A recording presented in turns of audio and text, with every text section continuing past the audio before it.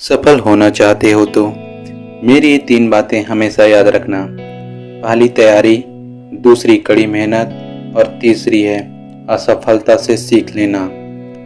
लक्ष्य तभी हासिल हो सकता है जब हम सकारात्मक सोच के साथ काम की शुरुआत करते हैं, असफलता से सीख लेते हैं और काम के लिए पूरी तरह से समर्पित रहते हैं। इन बातों के साथ ये भी ध्यान रखें कि काम की शुरुआत पूरी तैयारी और सही योजना के साथ करनी चाहिए। सफलता इस बात पर निर्भर करती है कि हम किसी काम में शामिल हैं या उस काम के लिए पूरी समर्पित हैं। हमें अपने काम के लिए पूरी समर्पित होना चाहिए।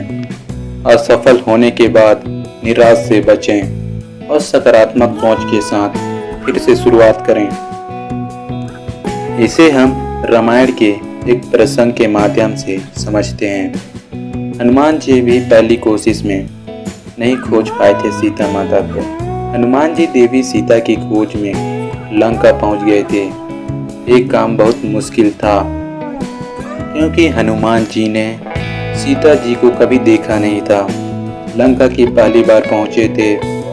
बहुत बड़ी लंका में उन्हें गुणों के आधार पर सीता जी को खोजना था।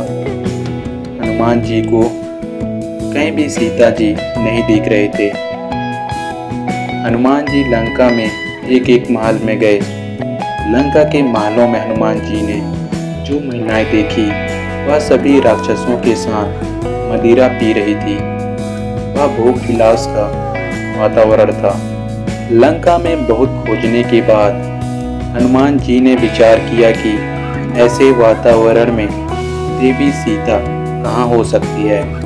जब हर जगह खोज करने के बाद भी सीता जी दिखाई नहीं दी तो हनुमान जी थोड़े निराश हो गए थे।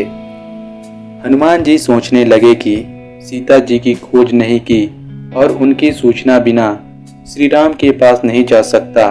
बहुत सोच विचार करने के बाद हनुमान जी ने तय किया कि एक बार कोशिश करनी चाहिए।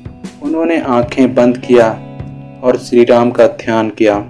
इसके बाद जब आंखें खोली तो उन्हें एक ऐसा महल दिखा जिसमें एक मंदिर था।